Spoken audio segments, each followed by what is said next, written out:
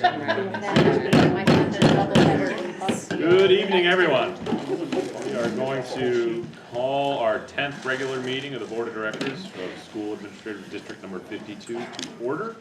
We will start off with the Pledge of Allegiance led by Jamie Johnson. I pledge allegiance to the flag of the United States of America and to the republic for which it stands, one nation, under God, indivisible, with liberty and justice for all. All right, item number one will be to act on the minutes from the 9th regular meeting. Is there anyone that has comments or thoughts about the minutes from our 9th regular meeting?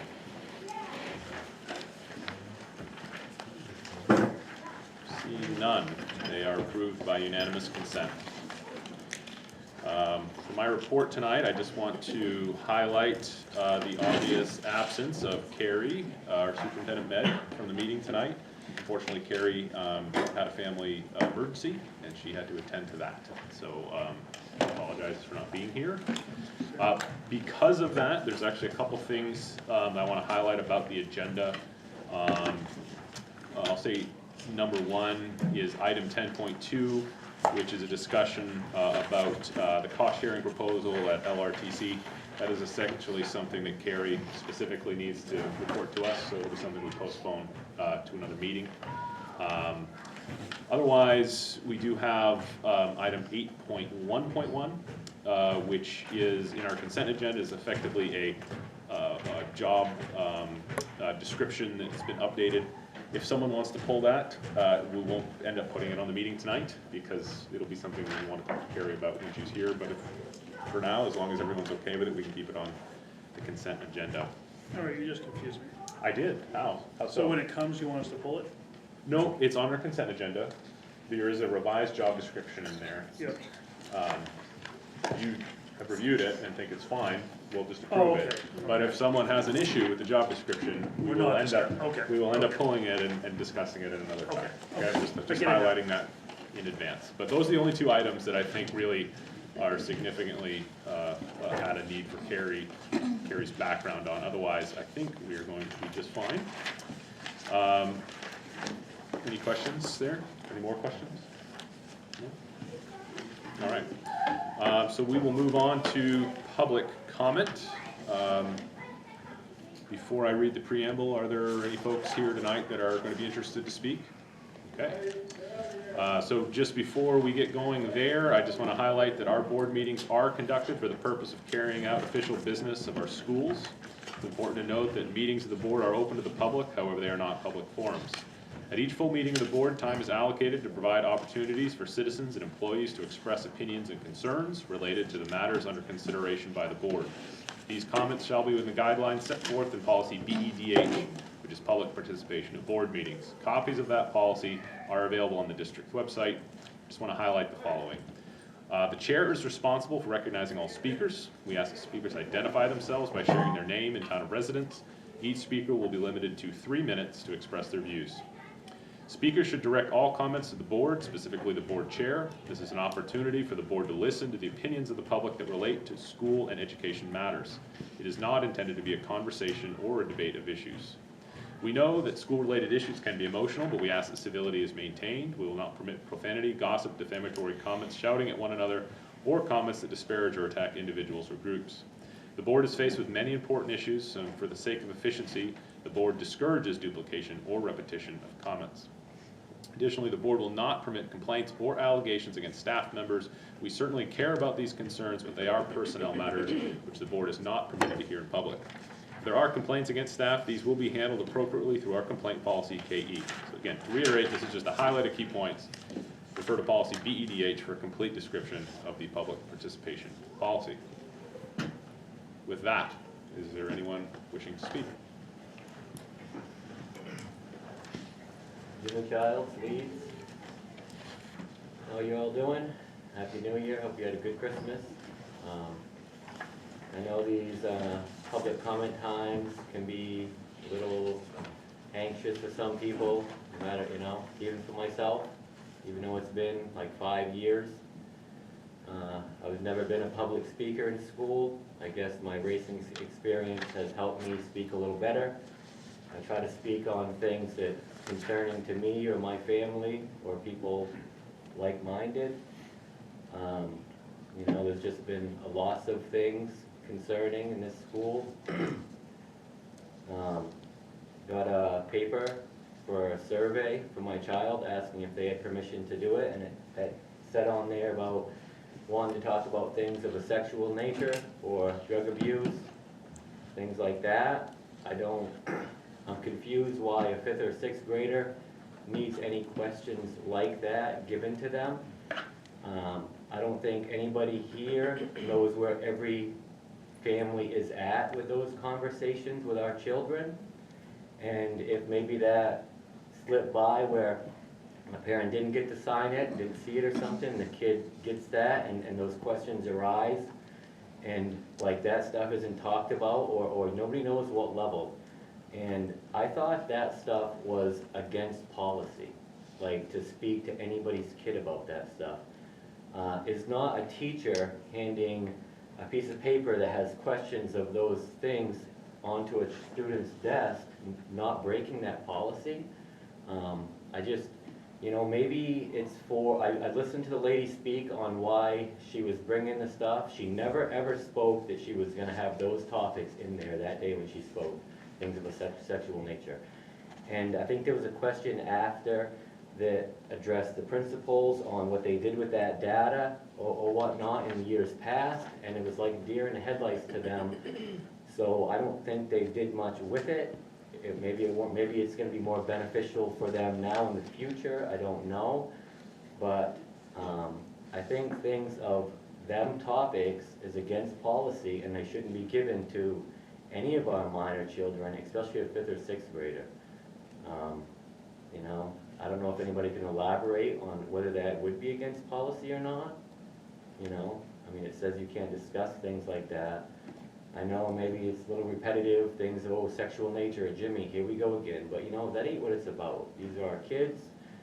We're all at different places with them in life and where we discuss this stuff. I don't think a school is the right environment for other people's kids to bring that stuff up, whether it's in books or anything. So if anybody has any questions or whether you could elaborate on that for me, that would be great. If not, I thank you. Thank you very much. Is there anyone else wishing to speak? Yeah. My name is Alan Sarvinas. I'm from Topsom. I have testimony here for... Again, my name is Alan Sarvinas. I'm from Topsom. I'm the director and organizer for Parents' Rights in Education Maine. For the last 5 years, I've worked at the district level with parents across the state. In the Maine Integrated Youth Health Survey is always a conversation that parents usually have not enough information. So we ask school boards to try to use lenses of parents' rights. The greatest trend across successful education is the educational environment within the home. And with some of the questions that are in this survey can definitely cause a divide between parents and their children. So we would prefer the health survey, if you do use it, to be an opt-in, not an opt-out. But as I was looking at the 2025 survey coming here today, the word oral and the sexual connotation was used twice, gender 7 times, and the word sex 16 times. So for 7th and 8th graders, if I went around and did a petition with parents, just like I did in other districts, the majority of parents would probably opt out their kids. So if the district is going to go forward with the Maine Integrated Youth Health Survey, we would definitely appreciate if you had another presentation with an organization that did not use the funding from the MIHAS, a little bit more objective view of the questions and how students effectively self-evaluate themselves. And that's all tonight, and I appreciate your time. Thank you. Is there anyone else wishing to speak? Sorry I'm late.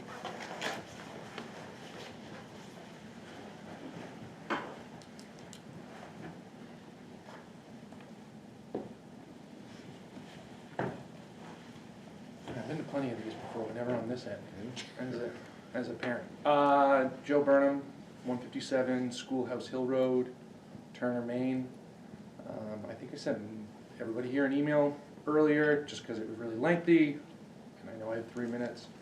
The reason I sent you the email, my family and I moved to Turner here a couple years ago. We have 3 boys. We have a 6th grader, a 2nd grader, and then a terror that is a 2-year-old right now. And one of the things that drew us to this community was the great school system, as well as the athletics that are here. One of the things that I am really passionate about is youth sports. I actually work at a school. I'm an administrator over in Winthrop. I'm our middle school athletic director as well. So one of the things that, in terms of volunteering my time, that I've come across is your use of the facilities policy by the general public. First of all, I do want to say that Turner has a great relationship with their youth organizations. They don't typically charge. The buildings, they say, are open from 6 a.m., I think it says to 11 p.m. on normal school days. That is a really long stretch of time. So we appreciate that. But in one of your regulations, it says that in order for an outside group to use the facility, a custodian or a maintenance person has to be present to do this, which, again, kind of falls in line with a lot of policies. I looked at all of the places that were around us. But what it's having is some unintended consequences. I'm not sure if you're short-staffed or whatever it is, but we're asking those custodians and those maintenance people who in the dead of winter are already working 40, 50 hours plus, that they have to be there on Saturday and then they have to be there on Sunday as well. And it's overwhelming, it's too much for them. So what some of these organizations are being told right now is that on Sundays, they don't have use of the facilities, and then over school vacations, they don't have use of the facilities, which is understandable. I'm not here, we're not mad at anybody. Actually, every person that I've dealt with has been awesome. I do want to say that. But everybody kind of is like, well, that's just what the policy is. So what I'm hoping that you may do is just, it looks like the last time it was updated and revisited was 2017. You know, the season itself is about 3 months, and if you look at all the days that are inaccessible due to Sundays or vacations or holidays, or, you know, because the high school's using it, it's almost half the season you're inaccessible to a gym. So I'm probably close to my time here. Close right now. I'm getting real close. So I just hope that at some point here, it's probably not going to happen this season, if you guys would just look at that policy again, revisit it. I'm sure there's a reason for it, but I wouldn't be doing my part if I didn't ask you to do it. So thank you very much. Thank you very much. Okay. Anyone else wishing to speak? All right. So we're going to move on to communications. I have one this evening, which is from Leeds Central School, who received $386.04 from Hannaford Help School Program. The money was raised by customers purchasing certain items in the store and turning in coupons they received at the checkout designating our school. The funds will be placed in the student activities account and will be used towards enrichment activities. So you really do get money to the schools by putting your coupons in that bucket at Hannaford. So otherwise, I don't have any. Do you? Yes, I do. Okay. So I would like to report the following retirement. Venice Philbrick, Turner Elementary School Special Education Teacher, effective August 31st, 2025. I have had the good fortune of working with Venice, and I know she will be missed. And then I would also like to report the following new hires. Allison DePerry, Special Education Ed Tech 2 at Turner Elementary School, effective January 21st, 2025. Melissa Hartford, van driver, transportation, effective January 9th, 2025, today. And Allie Baxter, Special Education Ed Tech 3 resource, effective January 21st, 2025. Very good. Adjustments to the agenda. I highlighted a couple items earlier. Item 10.2, we're postponing I'm also gonna highlight 10.4, which is the last thing on the agenda.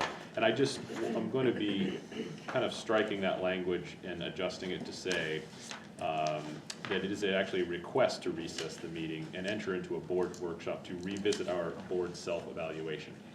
Okay, so that is item 10.4. We'll need a motion for that later on.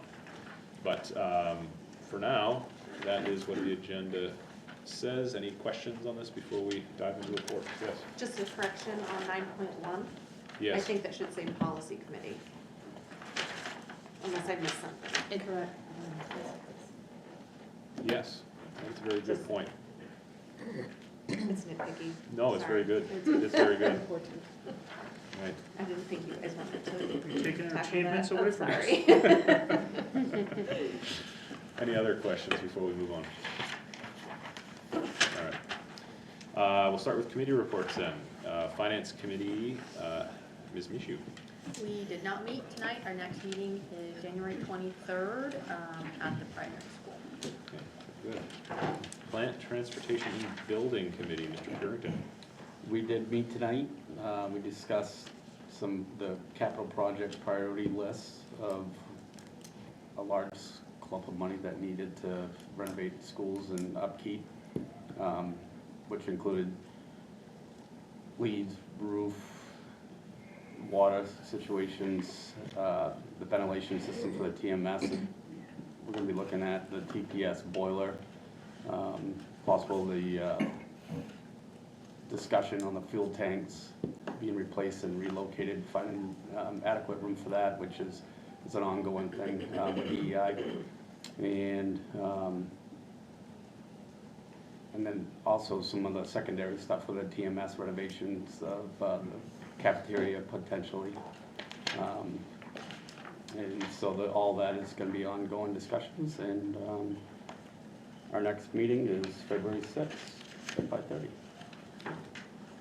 Very good. Peter. Are these discussions for budgetary, or are these discussions as part of a potential bond? It's, All of the above. yeah, I was gonna say, it's gonna be like the revolving renovation funds, So bonding. is there a list of what they're recommending that the rest of the board can see? So what are you folks looking at? There is not yet.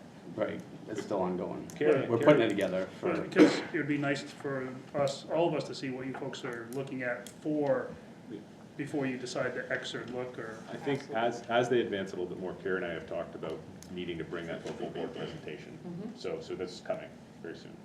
all right, but I just, we're moving forward, with curious what's being presented at this time and so forth. And so are we still looking at a new tank?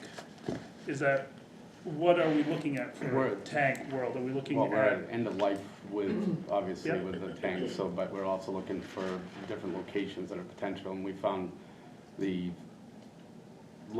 having the property looked at, pretty much all the back of the woods on the backside of all the fields is all swamp, so that it kind of, so we're kind of looking at that, which is starting to squeeze us to look at also down at near the, next to, the office, that field next to the wastewater treatment plant, potentially if that could facilitate a pump.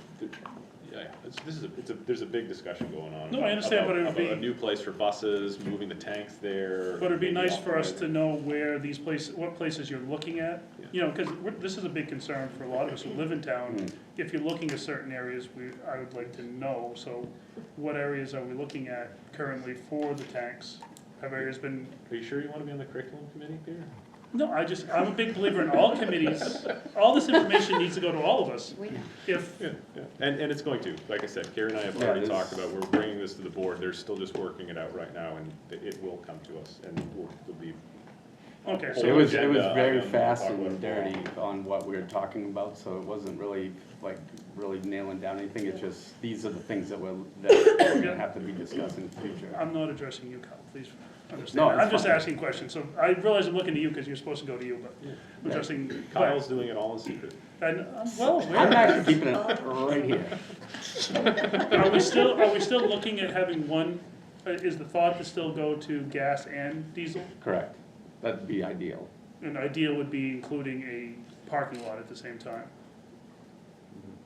partially because of the mess it creates in the back with the high school, right? No, I understand the reason and the concern and so forth. So, okay.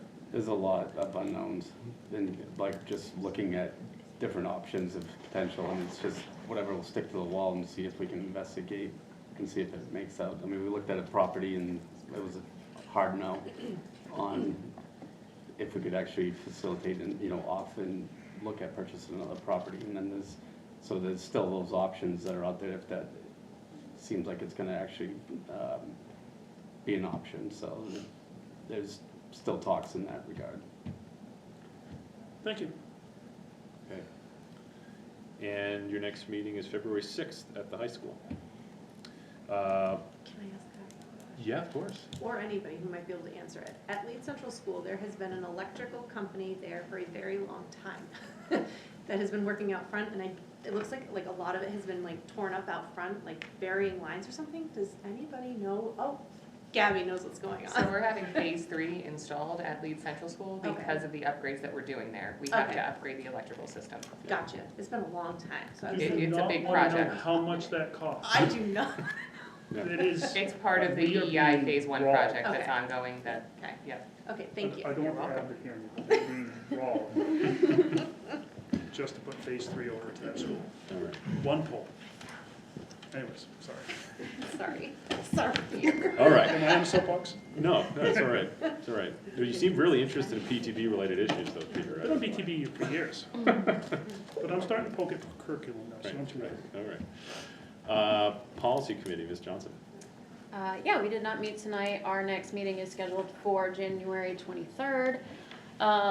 There's nothing on the consent agenda, but you will see that we are revisiting policy JIE, which is the pregnant students, and that will be on old business, so it will be open for discussion at that time, and I'll give a brief overview of the changes that were made at that time. Very good. And you're meeting next on the 23rd at 5:30. Yep, at TPS. All right. Curriculum Committee, Ms. Allard. So Teresa shared with us our curriculum review protocol, this document. I feel like we've seen this before as a full board. You don't have a copy of it in front of you, but if you'd like to have a refreshed copy, let us know and we can get that shared with you as well. We did not get through the whole document. It was really just an opportunity for us to review sort of where, like what the work has been for the past year with different organizations, like different content areas across the district, what work has been done and what work they're currently working on this year, what work might move forward into next year, and deadlines for some of those assignments that they have. And as some of the some of the contents are looking at potentially adopting new instructional materials, as ELA did for last year that they are implementing this year. We looked very briefly at the steps for reviewing instructional materials, what that process would look like. And as math is one group that is looking at reviewing instructional materials, they are down to 2 choices, but they're still deciding which one would be the best for our students. And so we spent a great deal of time in our session this evening discussing the work that the math team has been doing with reviewing the standards and the looking over the instructional materials, visiting schools, interviewing people, teachers that use that, and how would that fit for our district. We were hoping that in the next meeting or 2 we might be able to get some math teachers to come and speak to our committee meeting at least, to be able to answer some further questions that we have about those math instructional materials. Very good. And then we meet again on February 6th at Levitt at 5:30. Very good. All right, moving on to the student representative report, and I just want to say thank you again for the cupcakes that were brought tonight. Coral, thank you very much. Do you have a report for us? Sure do. We have midterms coming right up. I believe the week that we come back from our long break, or our long weekend. the basketball season has been off to a good start for both the boys and the girls. And the One Act Show has just started rehearsals, and we'll be performing at Arts Gala, which is March 5th at Levitt, and we'll also be performing at the One Act Festival. That's all I have. Very good. One Act Festival's a lot of fun. It is. All right, moving on to administrator reports. Our first administrator up is our principal from Green Central School, Mr. Parker. Good evening, everyone. Before I dive into a couple of highlights, does anyone have any particular questions about the submitted report? The one thing I noted is it does look like referrals are a bit up this year. I'm not sure if that's because they were just nice and low last year, or if there's something else going on. There are a number of factors, and a couple of the things that I included in here is, in fact, our staff has improved its accuracy of data recording.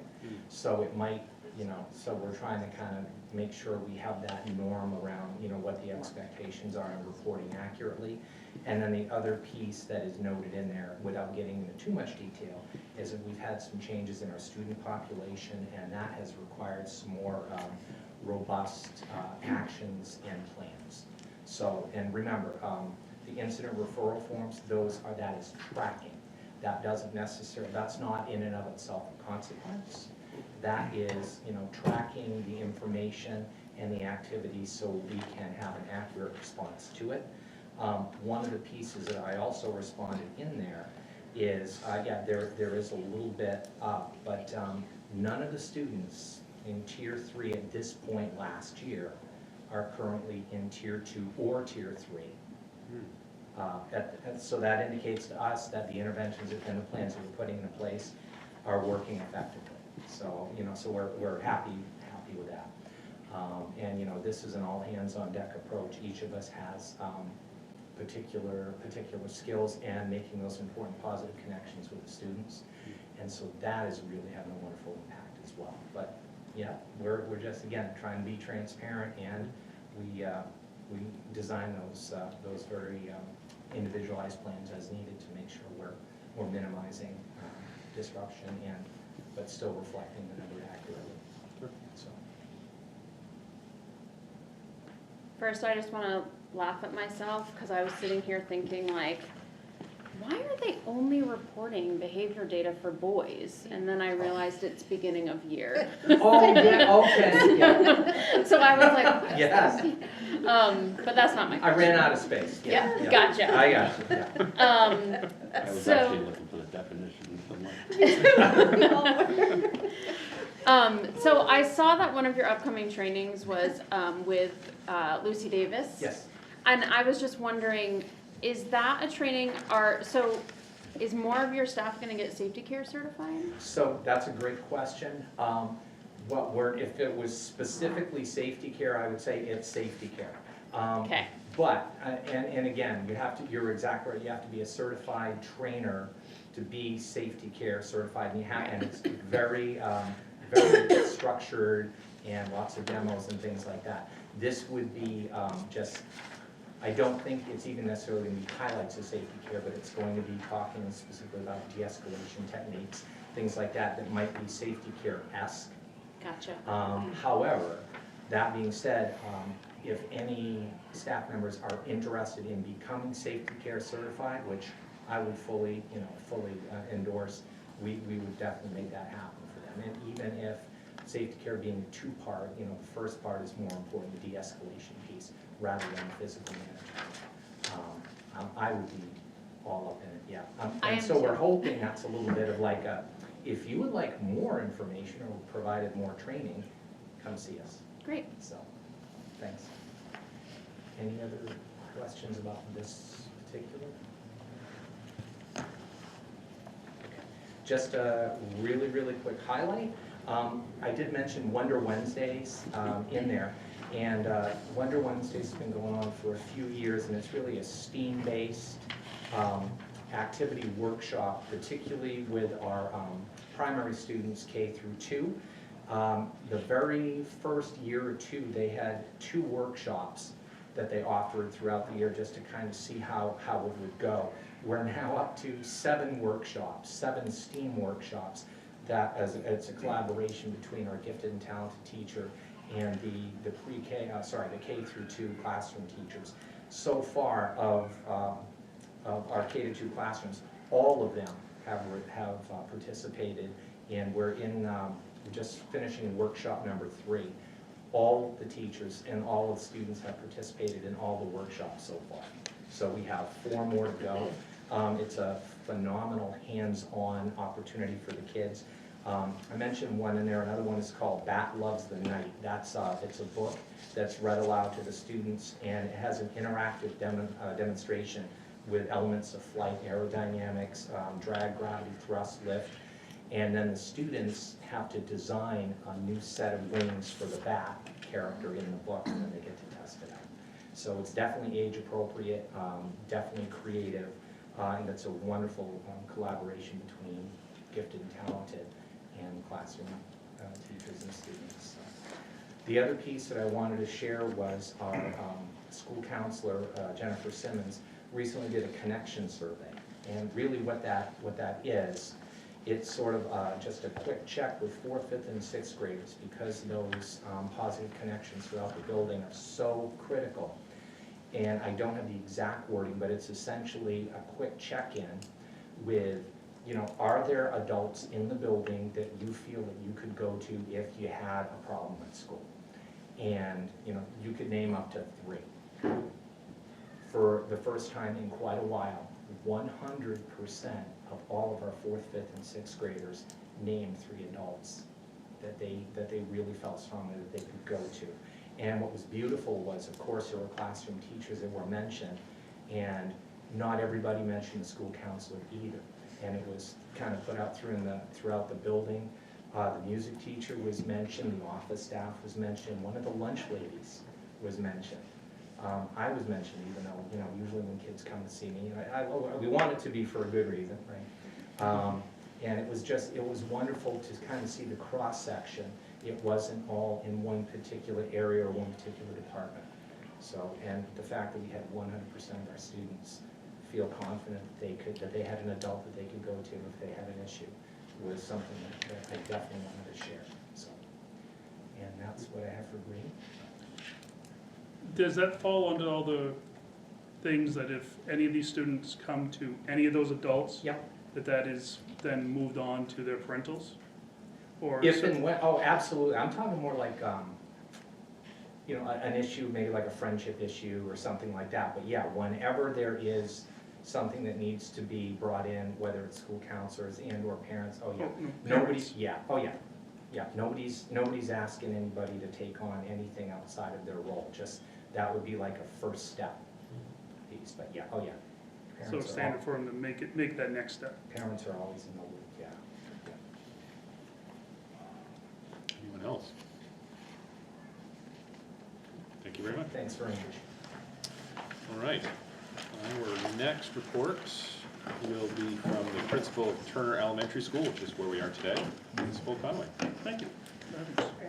So I just want to touch base about our behavioral data as well, because at the beginning of the school year, if you take a look at that, I felt like it was something to brag about.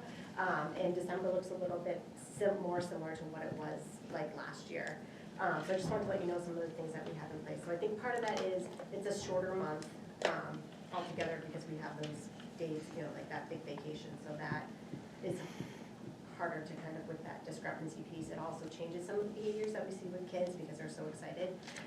But we did have a staff meeting on Wednesday, and I mentioned it as well, that just we looked at all of our behavioral data. We printed off the Swiss write-ups for our students by grade, and we shared that with all the teachers so that they could take a look at it. Sometimes the write-ups, those wouldn't be the majors that you're seeing, but sometimes there are write-ups for like learning or something like that, and that might mean that if that student needs another kind of reminder about being able to, focusing or something like that. So looking at that data and just seeing if it's something that is happening more than once for a student is really helpful to be able to do.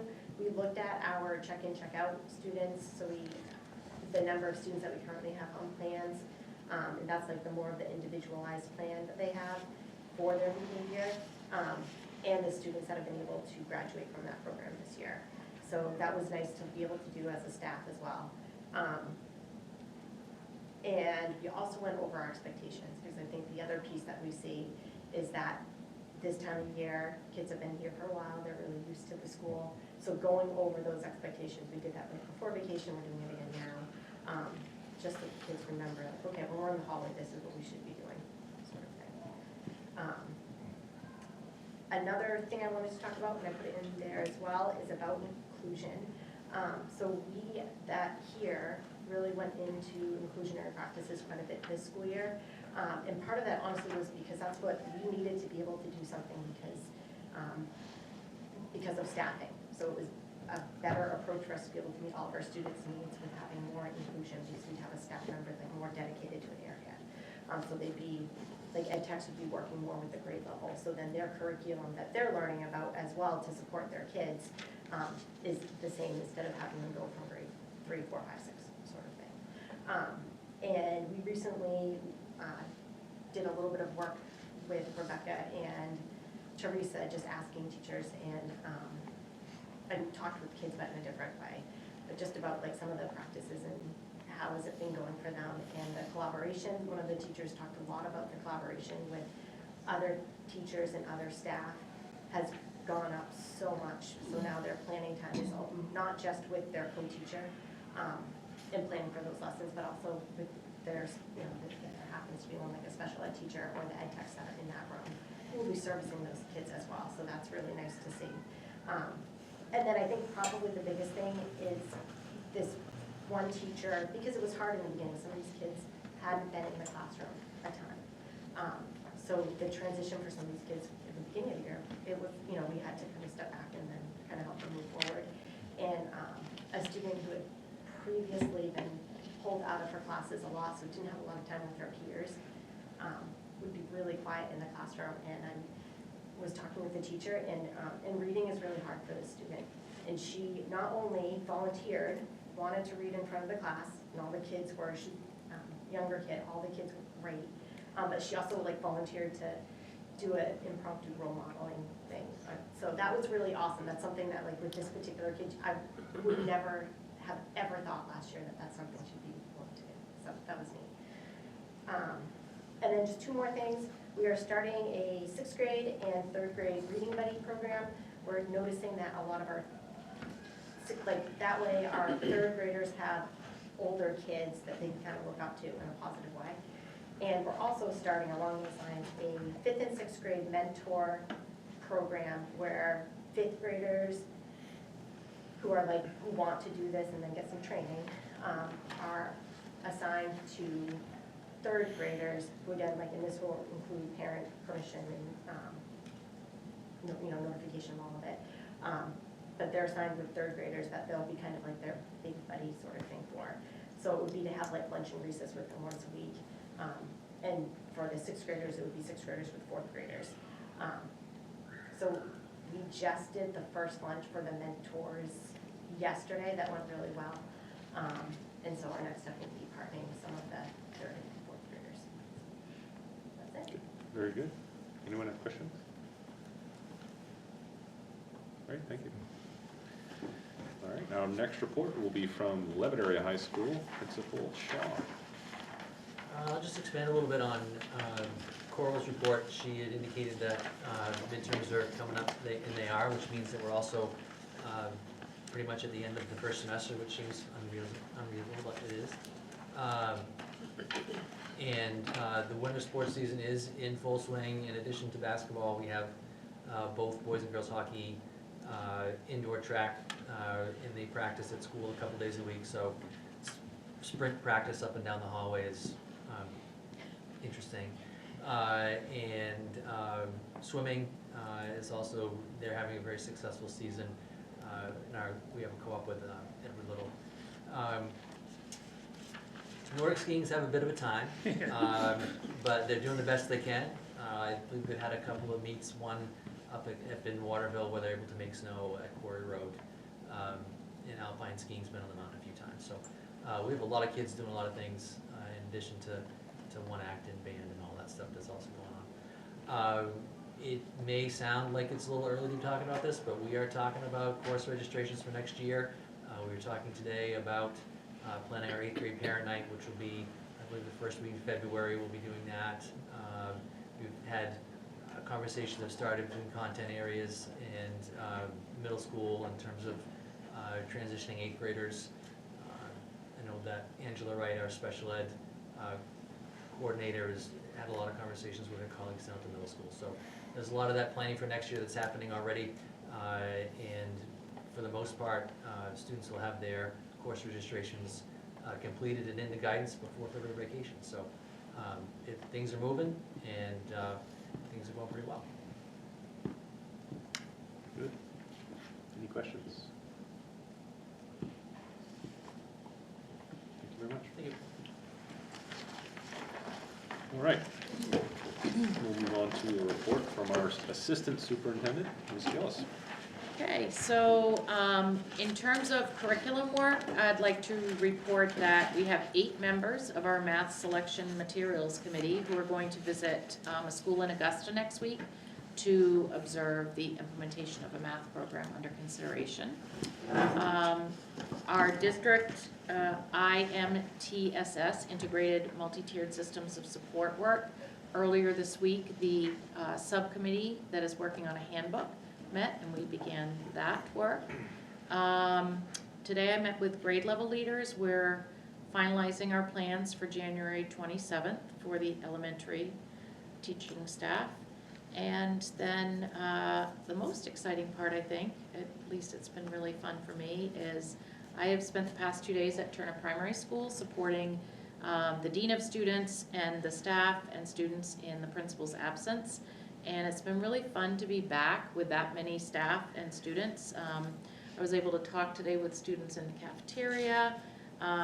This morning when the kids came in early and were lined up and waiting, we were telling jokes.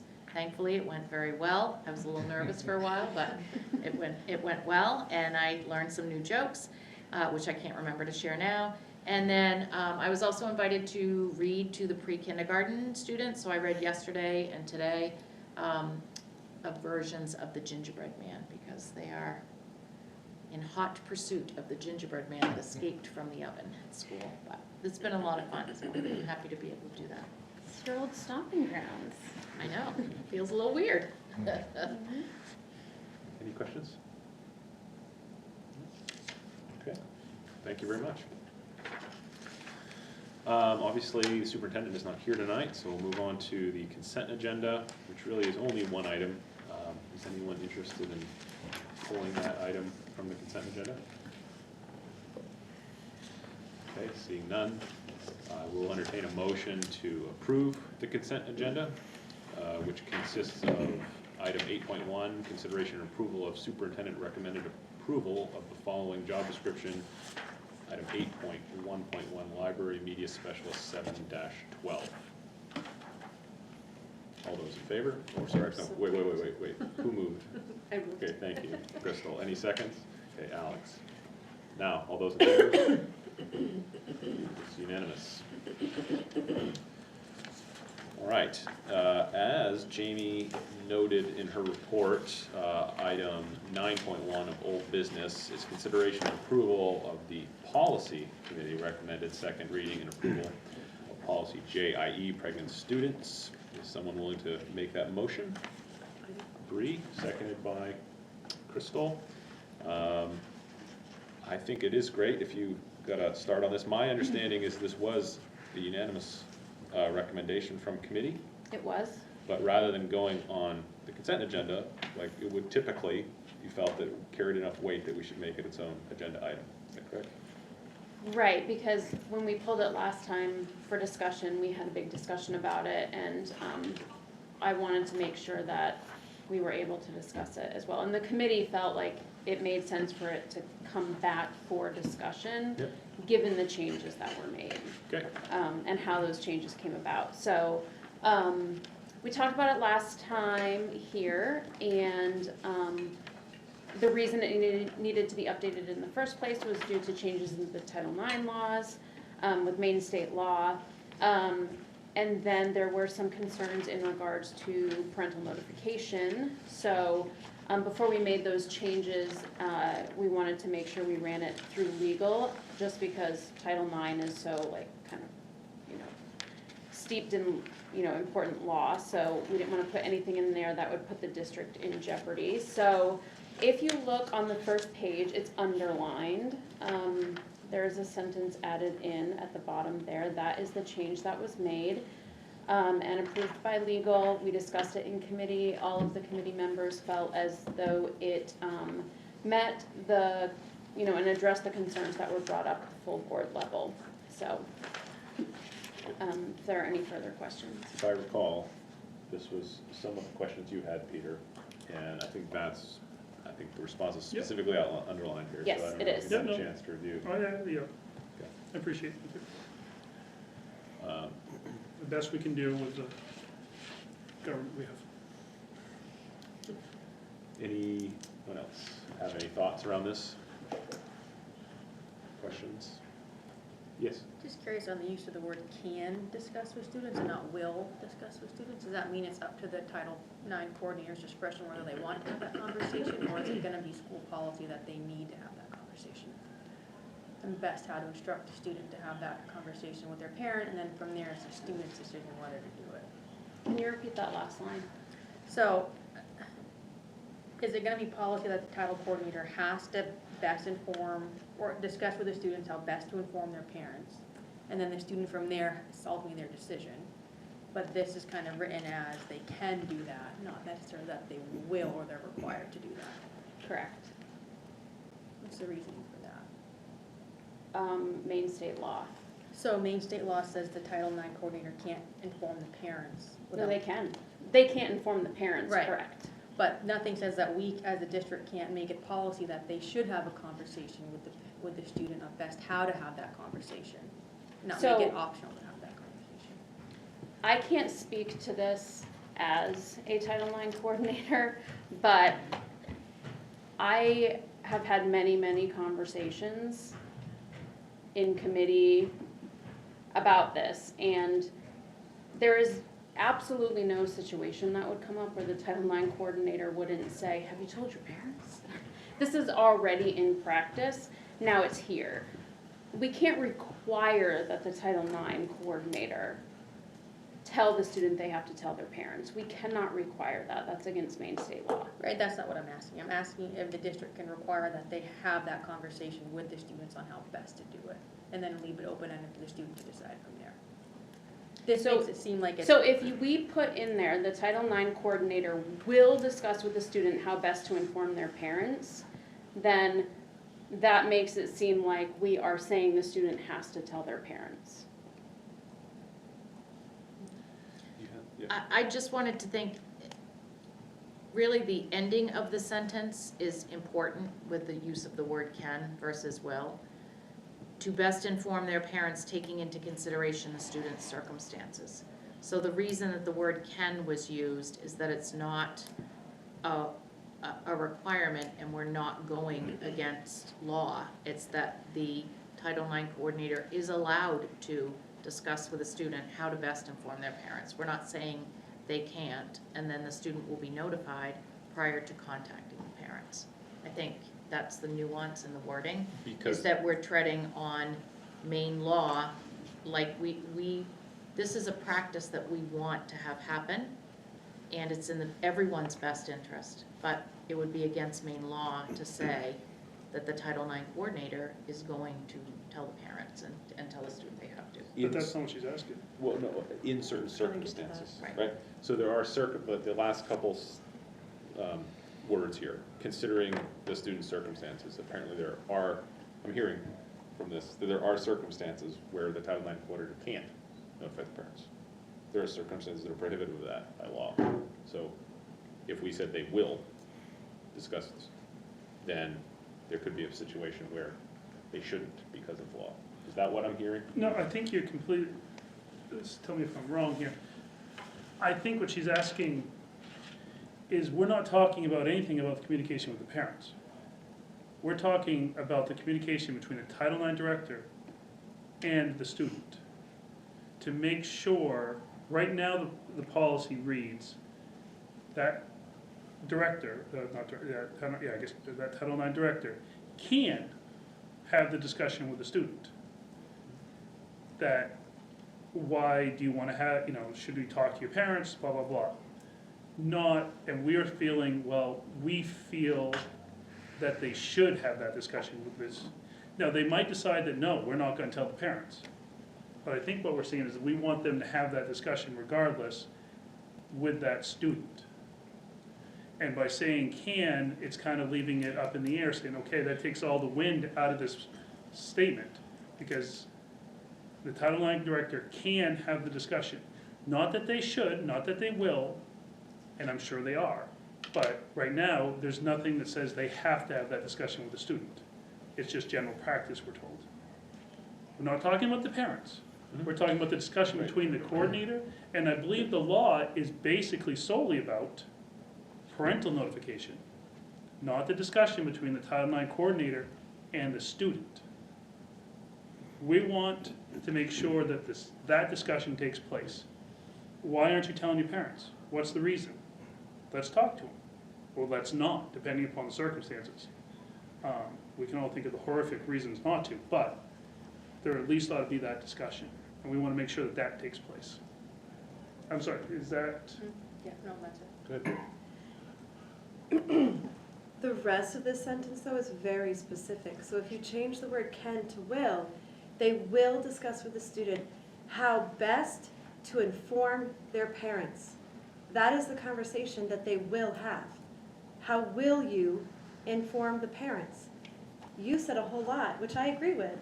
Why should we not inform the parents? But that's not what the sentence says. So if we change the word will, you would have to change the rest of the sentence to allow it to be a more open-ended type of question and conversation. But right now, the sentence as it is, we've only changed the word can to will. It is saying that a parent could hold the Title IX coordinator liable if they did not ask them specifically, how will you inform your parents? That's what that sentence says. There's no other way around saying how best to inform their parents. So, you have to change the whole sentence if you're going to change the word will. Is that what we want to do? Go ahead. I agree, you'd have to change the whole sentence. If you change that word, it could read in a number of ways. Just from the top of my head, Title IX coordinators will discuss with the students and encourage them on the best practices to inform their patients, their parents, blah, blah, blah. Ultimately, whatever the law says is the student's decision, but yeah, the sentence will change. Yeah. If the discussion is around changing the wording, I would want to have it reviewed by Carrie and legal before a vote. I feel the same. If that's, I guess that's. I feel the same way, because the wording can be pretty meaningful here, and I think we've run into this a few times where we're talking about words that are like absolutes, that sometimes there's exceptions that we're not thinking of, and that's what I am concerned about now, is that if we make something absolute, then there could be unintended consequences. So, go ahead. So I after our meeting, so between the last time and tonight, I had reached out pretty recently to Maine School Board Association to ask who the lawyer was that they worked with on their sample policy, because I'd like to know if the same lawyer is the one that's advising us. Because if it is, I think that we should be asking a different legal firm for advice, because it's like getting a second opinion from a doctor who works with the doctor who told you that you need to have an operation. It's better to find somebody who has absolutely no connection. So I would recommend that be something that we think about. Sure. I think the issue of legal counsel is going to come up at a future meeting, and I think we can talk about it a lot more then, certainly. Obviously, we have a relationship with legal counsel right now, and with a firm that has a variety of staff members, so perhaps it's an issue of finding a different staff member if there is a perceived desire or issue with getting or not getting a second opinion, perhaps. But yeah, I think we're gonna have a bigger discussion around legal counsel in the near future as well, so. But I don't know if that has a lot of bearing on this right now, and this potential referral to the policy Well, committee. I certainly think it does. One, my understanding is that we don't have any kind of formal relationship with Drummond Woodsum. We're just using them out of convenience and habit.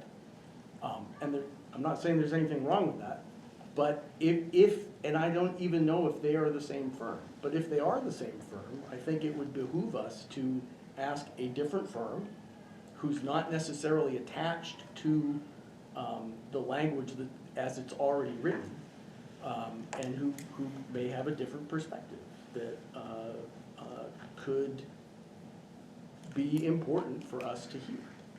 Anything else? You're more familiar with it than I am, Jamie. The law is based about the communication to the parent, correct? So, I mean, not necessarily. I think that, I mean, I can read some of the law to you. But is there anything in the law that says that that states, and I'm not putting you on the plate, and if you're not comfortable answering, please tell me so, but is there anything that says that we can't have the Title IX director talk to the student? I thought that's their job.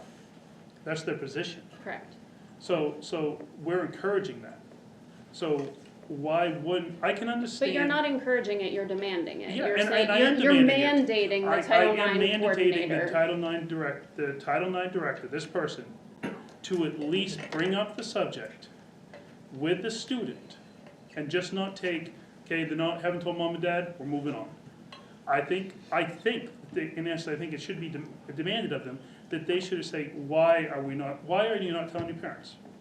Yeah, And I don't want to take, I understand, they're gonna tell you they do it all the time. But, so why can't we just say, you have to have that discussion?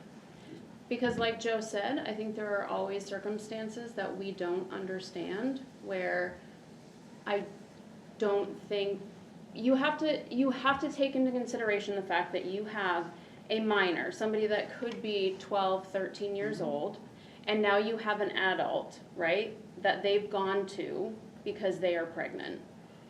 And now you're saying that it is a mandate that this adult, when this child has come up to them, and we don't know the circumstances, they could be coming up to them and saying, my parents trafficked me out, and now I am pregnant because they were trafficking me. And then you're mandating that the Title IX coordinator say, well, can I tell your parents? We need to discuss how best to inform your parents that you are pregnant. We need to take a step back. That's the sentence. We already said that we're very much understanding we can change the wording of the sentence. I feel that they ought to have that discussion and find that Title IX, and I think that is what we're looking to have mandate, is to make sure that the Title IX coordinator discusses with them. I struggle with these conversations. I struggle with these conversations because I believe that there are people on this board that assume ill intent of our education system, and that we assume that the Title IX coordinator is not immediately thinking, I am going to assess this situation, this is what I am trained to do, this is what I am licensed to do, and I'm going to, obviously the Title IX coordinator does not want a student to hide her pregnancy for 9 months from her parents. Nobody wants that.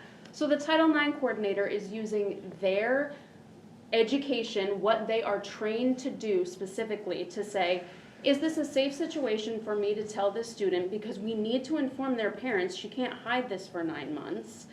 But if it's not a safe situation, then we need to get this person safe care. Because as a minor that is now pregnant, she has a right to do reproductive health care without any parental notification or consent. That is Maine state law.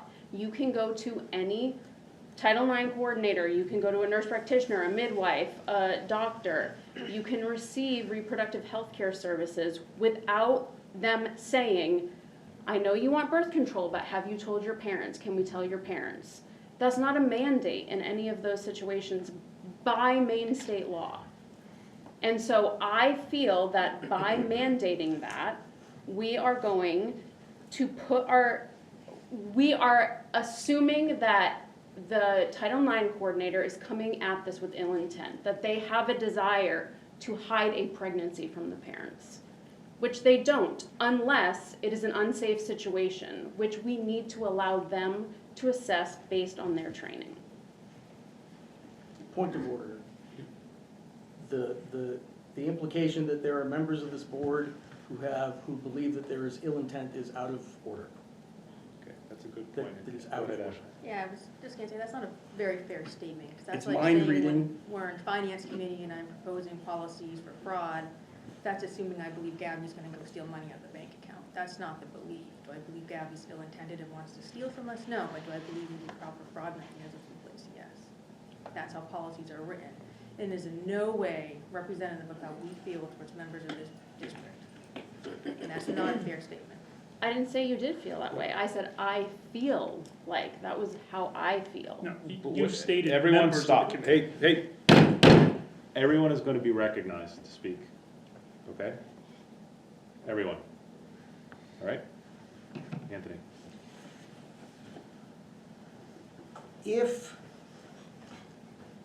If a student is pregnant, what are the situations in which it would not be required to tell the parents? Would that not be a situation that would trigger the mandatory, mandated reporter kind of that law, right? So if the student is felt to be in danger of physical harm by their parents, if their parents were informed, would that not trigger a whole set of actions by school staff? I don't know the answer to that. I don't know if anyone here has the answer to that, do you? Can I just clarify? Let me just ask, like, do you mean like being a mandated reporter and what happens with that? Like calling DHHS and saying, we Right. have a pregnant 13-year-old in 7th grade, this is her name, and like what that triggers? Like, No, what I mean is Jamie gave the instance of that child said, my parents trafficked me. right, One would think that that's gonna trigger, okay, we need to be discussing this with this whole set of people that kind of takes things out of, it goes into law enforcement, I would think. absolutely. And Department of Human Services. So my question is, are there instances where the parent's right to be informed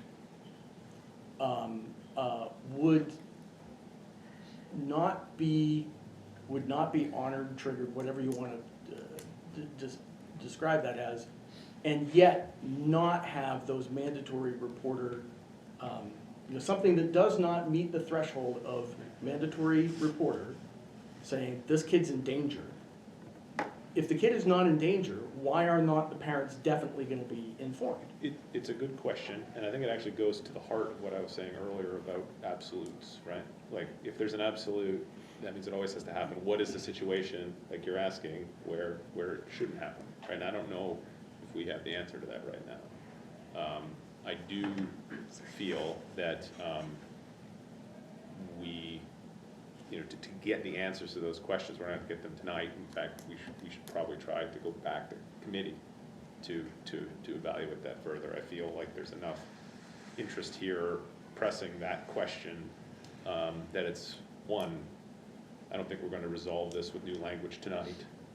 And with a lot of those questions, I think it's better solved by continuing consultation and discussion at subcommittee. So I'd like to amend this motion. I'm trying to think of how best to do it. Because we're not necessarily, how do we Right typically, now- how do we right now- typically send it back to committees? Well, right now we're voting, so we'd either, I think we'd have to either vote it down and send it back to committee, or we can withdraw the motion in the second, and then new motion to send it to committee, or something like that, if you wanna follow. That sounds accurate. So, either one of those two options would be my guess. Yeah.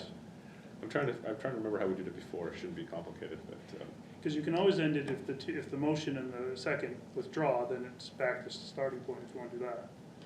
If I'm not mistaken, isn't that the way you can do it? We could table it and then just pick it up at the next meeting.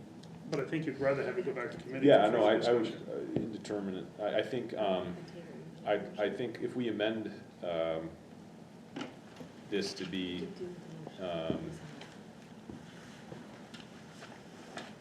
that the motion, instead of consideration and approval, yeah, instead of consideration and approval of the second reading, that, yeah, I don't know. It might be cleaner if you just, if Crystal is okay if I speak. Yeah, go ahead, Sorry. please. If Crystal and Bree want to withdraw the current motion to Yeah. approve the second reading and approval, if they withdraw it, then someone can make a new motion second and get voted on. That might be the way. And the we new would motion get- can just be to Yeah. send The it new to committee. motion. That is pretty clean, is that something you're willing to do, Crystal and Bree? No. No. Okay. Sorry. All right, so, so then, if they're not willing to do that, then, vote on There's the no way motion to move as it down stands, unless or it we can fails. amend the motion. no, I mean, we can definitely take a vote on sending this back to committee. We've done this before, and I just can't remember how. I don't think you can do anything until you either vote it up or down at this point. Well, we've You amended can it in the amend- you past. can I can the amend it. motion. Yeah, I'm just trying to think about how best to amend it, or propose an amendment to it, which would be, that, we amend it to be, no, goodness, I don't know. I think if we put this to a vote and we vote it down, are we starting over again? I just don't wanna have to start over with another first reading and restart the process. I'm not sure the implications of voting it down. Well, the first reading has already happened, so we can't Yeah. go back and undo that. Well, if it's not approved, then, Well, right, if it never gets approved, then you would essentially do that. But what I was, like, that action is already taken. So are you thinking you want to, If you voted it down, you're Send just it voting back it down to at this committee. time. okay, I don't think you would be exiting policy. go ahead, Kyle. Could you accept this reading, but then with the idea of actually just changing the verb, working on just the underlined verbiage, amending it at that point? Well, we can't accept it because if we accept the second reading, it becomes policy. Yeah. So, yeah, I think we're in a position to vote this down, in order to get it sent back to policy, but, Or it might pass. You don't know. right, no, but if we were going to have it reconsidered. So, it sounds like we should need to put it for an up or down vote, is what it sounds like. I don't think that continued discussion is gonna be productive, the way this was going. Okay, so, I'll leave it open for someone if they do feel they have something else to add here, but then I'd like to move this to a vote. Okay, all those in favor of the second reading of the policy as written? That's 3. All those opposed? 1, 2, 3, 4, 5, and I'm abstained. So it fails, and I think it makes sense to I'm gonna make a motion to send policy JIE back to the policy subcommittee to reconsider language associated with the Title IX coordinator's discussion with how best to inform parents based upon the discussion we've had tonight. But I don't think we need to be careful there. Our discussion tonight was really not about how best to inform parents. No, but Our it was about discussion that language. But our discussion tonight was the language on how best to enforce that the discussion takes place between the coordinator and the student. Because we can't do anything I to, understand. here, I think. I just wanna say, you know, because it's, yeah. I Correct. understand. The statement is, if the student has not reported pregnancy to their parents, the Title IX coordinator can discuss with the student how best to inform their parents. It's about the operative word there, can, Mhm. or whether it should be must, or something along those lines. Mhm. And we'll run it by legal again. Is there a second to my motion to refer Yes, this back? second. Okay. Is there any further discussion around that? All those in favor? 1, 2, 3, 4, 5. All those opposed? 1, 2, 3. Did Somebody I missing miss? tonight? You had 6. It's 6. Was it 6 to 3? Mhm. Okay. All right, moving on.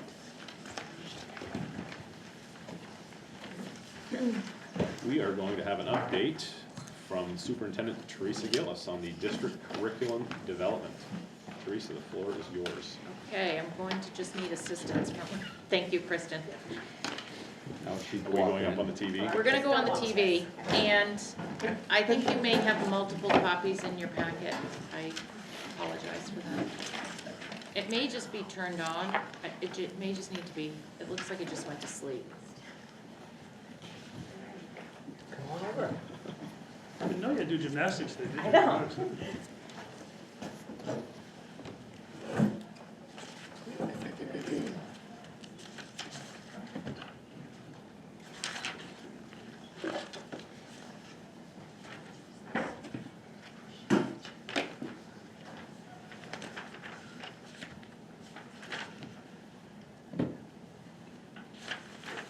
Is this from 407 by any chance?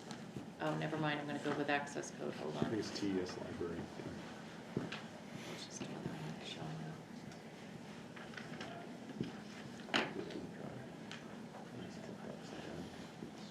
Well, it's on its side, so I'm sure it is, just get it straightened out. You wanna send it to me? Connect to the code, hold on, I might have figured it out. Can you read that to me, Kristen, please? HSBRU. HSDBRU. Ta-da! We got about Okay. well, there we go. Thank That's you. what I was a little preempted there. Very exciting. Okay, hold on. Just one moment. Okay. So tonight I'm going to be providing you a curriculum update. I wanted to start by taking us back to our strategic plan. Our shared vision is that pre-K to 12, essential knowledge, skills, and proficiency levels are clearly identified, and individual student achievement of learning standards is closely monitored using varied assessments. So that is right from our strategic plan. Also from our strategic plan, every MSAD52 student will participate in a rigorous education program that provides a variety of curricular and extracurricular offerings that match students' interests and needs. And Objective 1 states that MSAD52 will have a well-articulated and aligned pre-K to 12 vertically aligned curriculum based on the main learning results in an internal assessment system. And I realize I may have misread that, but next up are the strategies that were put right into the strategic plan.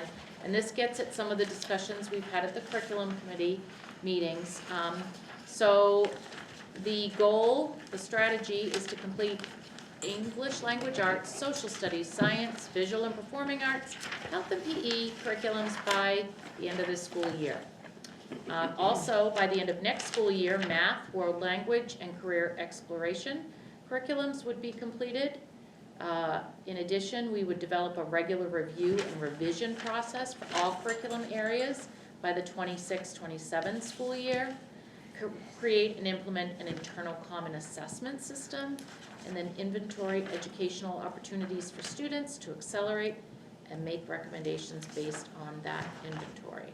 So those are the pieces that are right in our strategic plan that deal with the curriculum work, and I have been using as my guide as I set this up and establish this for our district. So I wanted to really update the progress that we have made thus far. So one of the pieces that I realized that we needed to have in place was a curriculum development team, but also a protocol that really spelled out what we needed to do clearly. So the pieces that have already been put in place in terms of these teams, we have a curriculum leadership team, which is all principals, all instructional coaches, grade level leaders, network leaders, and content and team leaders at the middle school. So those are the people that are on this curriculum leadership team. And then we have additional teams, of which some of those leaders may be on these teams. We have a standards review and writing team. That's content specific. So you've heard me speak about math being an area of focus this year. So on the standards review and writing team, we have teachers that are using the main learning results and helping determine what priority standards will be, what supporting standards will be, and they're actually the ones that are then inputting this information and content into the Atlas platform that we're using. So right now, we currently have 3 of these teams going. We have math, we have health and physical education, and then we have VPA, or visual and performing arts. So those 3 teams are all working on standards review and making sure the standards and even common assessments are being looked at as well. That's a great place for us to focus on what do we want our students to be able to know and do, so that when we assess them, they will be able to do it. And then we have an instructional resources selection team, also content specific. This year we have 1 of these teams in place for math. And so this group of teachers and instructional coaches, and we have 2 principals on this team, are looking at math materials specific. We took any and all math materials that met certain criteria and that may have been suggested by teachers that have used them in other districts. And we started a rigorous process where we reviewed using, we set up criteria to make sure that we had all the pieces in place that were necessary for teaching math, and so we've used that, as well as this team has visited schools, they've met with vendors, they've reviewed materials, and we've even taught lessons from some of the programs to see what all that entailed. And then the assessment review team really goes back to the curriculum leadership team, and this piece is not fully in place yet. The assessment review team is going to be, it may be content specific, it may have some overlap, but that really is so that when we know we have an assessment for a content area, we know that it's met certain criteria and that it's not just me picking my favorite test that I like and then Joe and Gabby picking their favorites, and we just enter them all into Atlas and we hope everything's great. So this is going to be much more of a team that will work closely with the teachers in that particular content area and establish some criteria. That has not fully formed yet, but we're getting there. Okay, so these, in essence, by the end of next year, we would have all of these content area curriculums complete. And I will tell you, oh, did it not? Oh, no, it did move. Okay, sorry.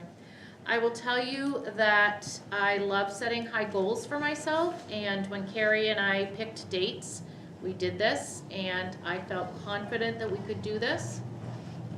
And we've come up with a few snafus that I'll go over when I get to the end of the presentation in terms of some challenges we found. But we are currently, as I said, these are the 3 content areas that are working, and I am highly optimistic that we will have these finished by the end of this school year, which looks a little different than what's in the strategic plan. And some of that work has changed based on the needs for our students, which teachers are available, and the fact that the social studies and science learning results have gone back and forth. I think the science have finally been approved, but social studies has not to date, and we don't want to really focus on work when we don't have the official updated main learning results. Not approved at the state level. Not approved at the state level, Okay. yeah. So the state has their own process that they go through as well. All right, so this was another strategy that we wanted to make sure we had in place to develop a regular review and revision process for all curriculum areas. So by 26-27, these should all have been done, but it won't be that we're looking to do 5 content areas every year. We'll have a time and place where a team is working on curriculum and curriculum mapping. Then we'll have the approval phase, then we'll have the implementation phase, so teachers will be teaching these content areas for 2 to 3 to 4 years, and then they'll go through the review cycle again. So it will be very cyclical in nature, but it's not going to be all the content areas that need to be done at once. We will have to stagger some out, so. That is another goal currently in place, and this is what Bree referred to. I'll share this with you. This is a working document that is many pages long, and what this does, so when I say that we're going to have a curriculum timeline, each of these content areas on the left. Oh, you don't have it up there. Oh, man. Hold on. Pass this tab instead. Thank you. I knew what I was doing. Kind of. Okay, so this right here, and it's kind of small. If you would like a hard copy, I can, like Bree said, I can provide this to you, or I can send you an email with this in it. But what this does is it really creates this time span so that ELA, once it's complete, we'll have a year, like for 26-27, it'll just be teaching and learning. And then the next year, teaching and learning. And then we might come to the point where we're like, oh, it's time for us to review this again. Some of that will be contingent on the state cycle, and some of that will be contingent on, we don't want to just review a curriculum, have teachers teach it for a year, and then review it again. That doesn't make any sense to me. So all of the content areas are contained on this document, and again, it's got a stamp on it that says working document, because it very much is. I also utilized MSAD52's curriculum and materials review cycle to set up these steps, and inside the steps it talks about, not that I'm just going to say, okay, it's time for math again, we're going to look at math, but that these really are the pieces that we will go through in each of the steps of the content areas. So to review student achievement data and identify strengths and gaps, to analyze alignment of the current curriculum to the current main learning results, and Maine's early learning and development standards, that's for pre-K. So this section right here talks about, like, that's the first step as part of our review process. The second step is when we will be selecting materials, if we are selecting materials.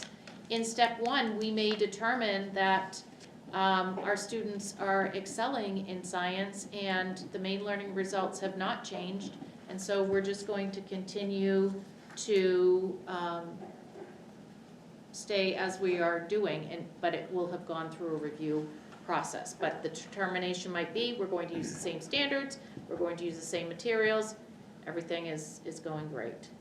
And then step 3 is what I spoke of, implementing instructional materials, providing if and when we do choose new instructional materials to support our curriculum, we will implement it. That's what we're doing this year with Interreading. We'll provide ongoing differentiated professional development, including onboarding for new staff. When we get new staff next year, we need to make sure they have the same level of training. We'll annually review our instructional materials and make implementation adjustments as a team decision, and communicate these changes to any stakeholders. Then this next table is, and when I say it's a working document, this really is what we use internally so we know who's who, talks about the different teams that I referenced and who we want as people on our teams. Some of this has changed and been in flux. And then it outlines roles and responsibilities of each of the teams. When I reach out to teachers and say, we're looking at writing our science standards. This is what your roles and responsibilities will be. So if they choose to do that, they know upfront what they're getting into. Then this next section shows the meetings schedule. And if it's green, it means we've done it. So we've had meetings with health and PE. We had 2 meetings in September, and math. Math was again in October. We also hit VPA, health and PE. Math again in November. So you can see that this is happening multiple times during a month. And the reason that it's not every other, like it's not a pattern like math, health and PE, VPA, depends on the teacher's schedules, how many people are on the team, the coverage that we can get, and so on. So there's a lot of pieces that go into that. Now this last one, December 16th, we had assessment team training, which was the entire curriculum leadership team. If they were able to make it, that was on Zoom, and that was just for an hour. But that was important work that we needed to get done for the stage that we're in, but it wasn't a whole day. It was just an hour. So you can see my notes here. We're meeting on January 28th with math. We're looking at the vertical alignment of the standards, and those are the people that will be there that day. We have not yet filled this out because this changes depending on team needs. Usually when we meet, and after the January 27th, I will hear from Health and PE and VPA, and then we'll be making decisions about when the next days we're meeting. One of the things that came up that I'm going to talk about as a challenge has been green days and white days at the middle school and high school. So teachers that are on the team tend to have, and I don't know, Evan, maybe you can help me with this, but it matters which day they're there in front of their students. It's important to be there both days, but I have had teachers say, I'm not going to do it on this day because I've missed this day already. I've missed my green day, I need to be there for them, or I've missed my white day. So from an elementary perspective, that was never anything I considered, but that's why the schedule now has green day, white day, because I know who can attend on what day, and that has some impact on what we're doing. And then at the end is just a list of, like, we haven't gotten to all these groups, but I've already had some people volunteer to be on certain groups, so I've just taken their names down, and that really is just the membership, but again, that will change. So I don't know if anyone has any questions specific to this big, long, working document. I know the curriculum's been reviewing this as well. Do you guys have any color you want to add to it? I think we got to page 2 tonight. Oh, We yeah? just started, yeah. Gotcha. Like I brought up in curriculum, one of the areas, and I realize I just brought it up, so if there's no real information there, but that's new, that's fine. Where in the review of curriculum would you foresee evaluating the implementation questions we were having? Whether it be environmental, the questions we were having related to the curriculum might not be the problem, it might be the process we're going through to implement the curriculum. So that really Whether it be comes, classroom environment, student to teacher ratios, all that kind of stuff. Maybe it's not what we're teaching, maybe how we're teaching it. At what point is that evaluated? so that really is coming under step 1. Like that would be kind of the first work that the group, when it gets together, review student achievement data and identify strengths and gaps. If the data is not where we would want it to be, why is that? What's happening? Is it that we're not teaching all of the standards and the main learning results that we need to be teaching? Is it that the assessments don't match what's being taught? Is it that, and I think one of these points right here, evaluate strengths and weaknesses of the current instructional materials and practices with feedback from instructional staff. So that would be principals, teachers, instructional coaches giving feedback on what currently is being used. So are we in part of that, are we asking questions around classroom environment, or are we just assuming that, specifically we ask questions in regards to certain curriculum areas. I'm curious, do we ask the teachers, do you feel that your classroom time is, are you taken out of the classroom too often? Do you feel you have enough support? Or stuff like that, which I feel can really affect implementation of curriculum. Or are we just kind of how is that being, I just wanna make sure that that's being, before we spend hours and hours sending people, and I realize I'm repeating stuff we had in curriculum meeting earlier, but before we spend hours and hours sending people off to look at new curriculums, how are we making sure that we're doing the best we can to implement the curriculum we're trying already? So I'm just curious how we can review that better and where that comes into play. And if it's right at the beginning and we feel we're covering it, that's fine, but. You're right, you did just bring that up tonight, but Yeah, that no, I was understand, taken and under that's- consideration when the committee work is set up. That's something that the administrative team looks at, that's something that we take feedback from teachers and instructional staff in terms of what's working well, what are the challenges. I have not specifically asked someone, are you taken out of the classroom too much, and is that why you're not able to teach math? But we do have conversations about the amount of instructional time that teachers are afforded to be able to teach, and things that might get in the way of instruction. Does, I realize a lot of people don't think that is an issue, but so I just want to make sure that we at least take it under consideration. I'd be curious to know if and how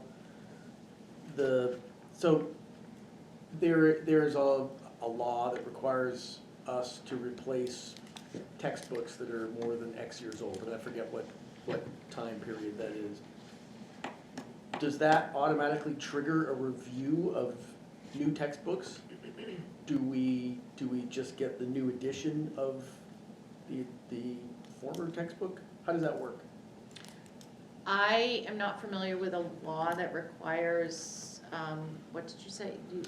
I think it's in IJJ that no Okay. textbooks can be more than, do you recall whether it's 7 years or something like that, 5 years? I don't it's not remember that there long. being anything specific, I just thought it said outdated, but don't quote me on that, because I have not memorized every policy. Clearly I haven't either, but I'm pretty sure that gives us specific time, like. So, yeah, honestly, we have not had a process like this in place in our district that I'm aware of, and I've been in the district over 3 decades, so I'm not aware that this process in terms of okay, this textbook is outdated, so we need to get the next one, or the company just sends us that. I don't know. I think the high school is on a rotation. They tend to be the schools that have the textbooks, and Evan, please correct me if I'm wrong. I think you work with your department heads and teachers to try to make sure that those materials are replaced. What we're talking about, does the vendor just automatically send us the updated version? No.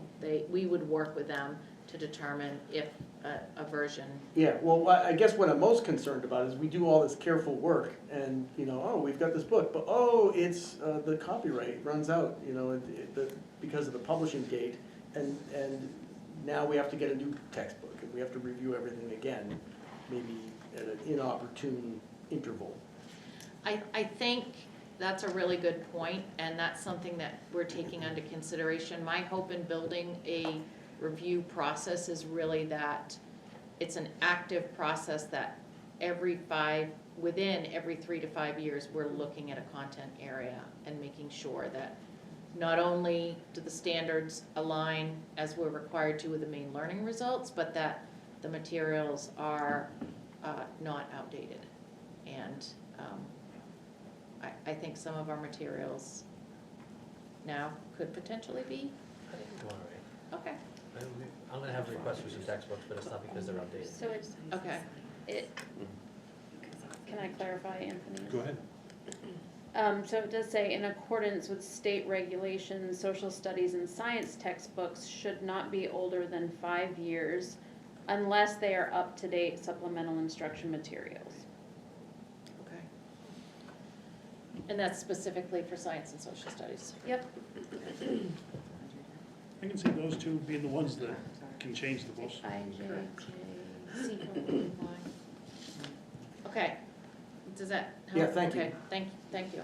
One piece that I put into place that I just wanted to highlight, because I'm excited about it, is I started in December, the monthly curriculum update for the district, and I sent this to you, but I also put a printed copy in the packet for you, that I really wanted to make sure that the stakeholders in the instructional staff, and others as well, knew that this is something that's ongoing. So I wanted to make sure that they knew that the school board has a curriculum committee now, and who's on the committee. I wanted to let them know of the meetings, and when I send this out monthly, I'll try to do 2, like the upcoming one and then the one after that. I talked about professional development. I'm using names of staff who attended these. I think that's important for our district as a whole to see where the representatives are coming from and who they are. I highlighted the piece that I mentioned about the December 16th online training. And then I've given updates in terms of which teams have met, the dates they've met, and what they specifically did, and then if there are team leads. So, and by team leads, they may not have a specific title, but they're the ones that I'm going to and working with closely to get done.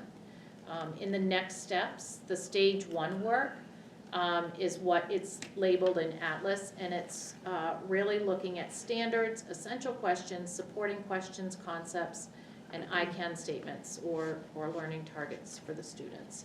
And then we'll present, those will be the pieces that will be presented to the curriculum committee and then the full school board. So I've really tried to highlight what the team has done and what their next steps are, and where they're going with that. And then at the end, I have a section of questions and answers, because these are questions that come to me, and I just wanted to try to give people an idea of what the questions are and then what the responses are. So I think, nope, I did some future work for us. Okay, so, I'm gonna go back to this tab. Okay, so future work that we have in place is to create and implement an internal common assessment system. We do not yet have that system. And we also, I think some of this is happening at schools, but we really also indicated, these are 2 strategies from the strategic plan that we have not yet fully addressed through this work, is to inventory educational opportunities for students that accelerate and make recommendations based on that inventory. And that recommendation might be a specific course or an extracurricular activity, or even a change in some of the way that the content is specifically taught. I know at the high school they made some changes in the social studies department based on providing students with some educational opportunities at different grade levels. And then finally, I think a celebration is progress. Like I said, I've been in this district for a long time, and I'm really excited about the work and where we are. I cannot thank enough the committed and skilled teachers. They are giving up their time, and Peter asked this in our committee meeting tonight, but the time to do this work is happening during the school day. So it feels like it's going slow at times, but that means the principals are required to get a substitute to have somebody else in front of that classroom when these teachers are pulled to do this work. I feel as though we have a really clear direction. I appreciate the comments and the questions. That helps me to clarify my thinking and to make any changes. A challenge is the time constraints. And one thing Carrie and I really talked about is that every day that any of those committee members are meeting with me, they are out of their classroom. That means they've had to plan for a sub. Hopefully we've been able to secure a sub, and a substitute teacher is in their classroom. When we left it up to workshop days last year, we did not make the progress that we're making now. So I feel like this is a heavy lift at this time, but that once this is in place, we'll have a smoother process in place that will require less time away from students. And that's what I have for you. I don't know if there are some other questions that people might have.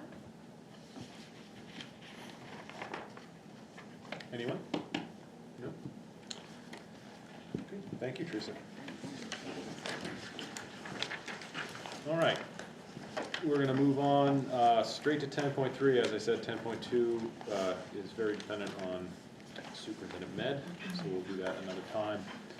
Item 10.3, which is, consideration and authorization to reserve funds in the amount of up to $400,000 to cover additional funds needed for the construction of the MSAD52 wastewater improvements project. Someone like to move that? So moved. Anthony, seconded by Kyle. And, yeah, discussion. I think it probably makes some sense for someone from BTV to kick off an explanation, or perhaps. I can do it, but you'll just correct. Okay. Go ahead, Gabby. So, the expenses for the entire wastewater treatment plant are expected to exceed the loan that we initially got back in, help me, 2017? A very long time ago. In addition to that, we have been extended $600,000 from Senator Collins for congressionally directed spending funds, which we are, in the process of going through all the training for the grant application process and submittal of reimbursement. We also are receiving $10,000 in FSP reimbursement funds, which is to offset some of the expense of having to do some additional testing and necessary reporting for the project. And then we are also getting some green funds in the amount of $191,000. So with all of that combined, we are still short approximately $400,000, which includes a 10% contingency on the total amount of the project, which is required by the DEP for this. So in order to have the DEP allow us to move forward with the project, we have to come up with $400,000. We are recommending the use of the reserve funds for this purpose. The other option is to get another loan, Clean Water State Revolving Loan in the amount of $400,000. That would have to go back out to the towns for a vote for all the residents. So, but in order to move forward, we have to have a motion tonight, at least, to be able to use the reserve funds. We can discuss, if the board is interested, going back out for a loan as well. Go ahead, Peter. How much of the reserve funds does this use? Does this clean it out, or where are we at? No, this would not clean it out. Right now, I believe it's 1.2 million that we have in there, and then with the new budget coming up, we would anticipate allocating additional unallocated reserve funds into this reserve account, because we do have a number of projects coming up. Was there any discussion in, what was this, a PTB discussion? Yep. Yeah, it was about having a loan versus using the fund? Yeah, I mean, no one seems to like loans. Right. They're bad. So I think the thought was to approve the use of the funds. Hopefully it's not the whole amount. But especially time-wise, I think that it's better. I think it was a consensus that it was a better suggestion to approve the money and not bother with a town vote asking for another one. Yeah. I think it's important for people to realize that a lot of this is contingency funds that might not actually 200,000 is get contingency. used. And that this is a way that, this is probably the cheapest way for the taxpayers to deal with this, is if we use these funds. That some folks have said, well, if you've got all this money, why aren't you returning it to us anyway? Because we need to spend it on things like this. So I hope that they understand that this is really, I think, the best way. I agree that we should be getting more loans, certainly. Anyone else want to weigh in on this before we put it to a vote? Yeah. For clarification though, the DEP originally was 5%, and then they increased it The to 10%. contingency was originally 5%. The DEP is requiring us to have 10%. Yeah. Correct. So it was 300,000, now it's 400,000. It's just 100,000, it's no big deal. Yes, just. All right, all those in favor of the motion? Appears unanimous. Thank you. All right. Just a quick question, and I probably should know this, but I forget, when do we start digging? Start. Does this start when the ground thaws? Are we planning, what's the battle plan? They didn't give us an outline on that, but I think that we're hoping that everything is moving forward very soon. Last I knew, we had issues, was it ordering stuff was the problem? Some of the His lead things we times. needed? Lead time was a concern, but I don't believe that's Any a more of huge an issue? concern at this moment. Thank you. So, I don't wanna take too much time. I looked at my notes and I can answer Peter's questions from earlier, that Bush Kyle was. Which? I tried to get The Kyle. PTB question, All right, it's, if you want me to. not right now. Okay. Yeah, we can revisit that. at some time. Just, yeah, that's fine. That's fine. All right, but we are going to entertain a motion to recess here, which is our last item of the night. Recess the meeting to enter into a board workshop to revisit the board self-evaluation. Anyone willing to make that motion? Bree, seconded by Peter. All those in favor? Okay, we are recessed. This is a workshop, non-executive.